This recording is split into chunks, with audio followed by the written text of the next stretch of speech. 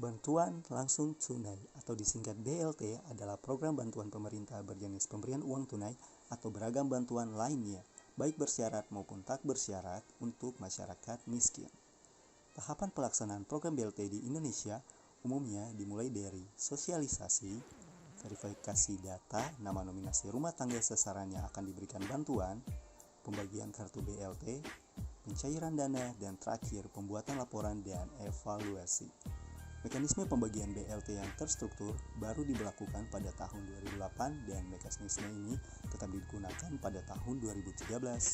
Dan untuk info lebih lanjut seputar pembagian BLT, Anda bisa mengecek sendiri di website resmi Kemensos dengan cara klik link dan masukkan data diri dan alamat sesuai KTP dan klik cari data.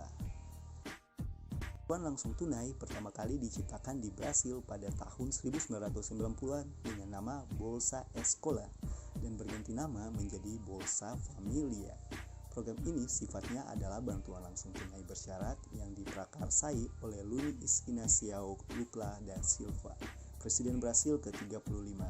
Bolsa Familia masih bertahan hingga saat ini loh sebagai bantuan langsung tunai bersyarat terbesar di dunia dan telah berhasil menolong sekitar 26% penduduk miskin di Brasil hingga tahun 2011, sehingga program ini ditiru oleh negara-negara lainnya. Di Indonesia, pemerintah memperkenalkan program BLT untuk pertama kalinya pada tahun 2005.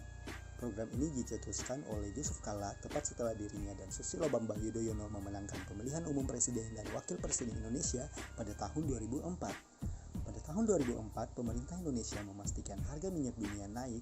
Mereka pun memutuskan memotong subsidi minyak.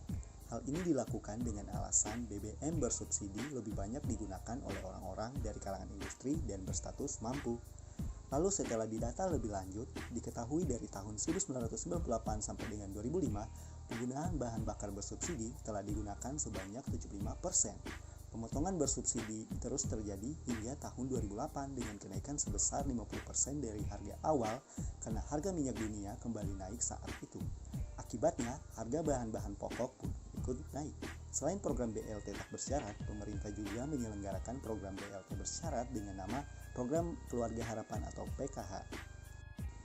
PKH adalah program bantuan untuk keluarga miskin dengan syarat mereka harus menyekolahkan anaknya dan melakukan cek kesehatan rutin. Target utama dari program ini adalah keluarga miskin dengan anak berusia antara 0 sampai 15 tahun atau ibu yang sedang hamil pada saat mendaftar.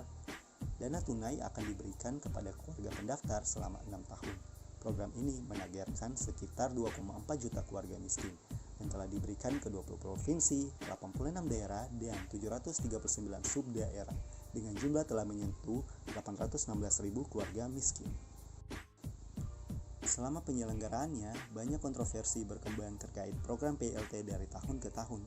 Kontroversi tersebut berkembang dengan beragam anggapan seperti program BLT sebagai alat pendongkrak popularitas jelang pemilu, pembodohan bangsa, dan penambah beban dengan hutang. Konflik yang berjalan pun berkembang menjadi protes dengan demo dari masyarakat atau perdebatan di kalangan para politikus.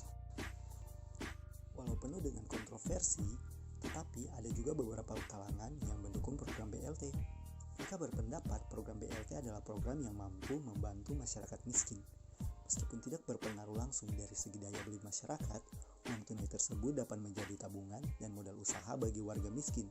Jadi, program BLT mampu meningkatkan kesejahteraan sebagian kecil masyarakat, meskipun penyalurannya belum sepenuhnya efektif.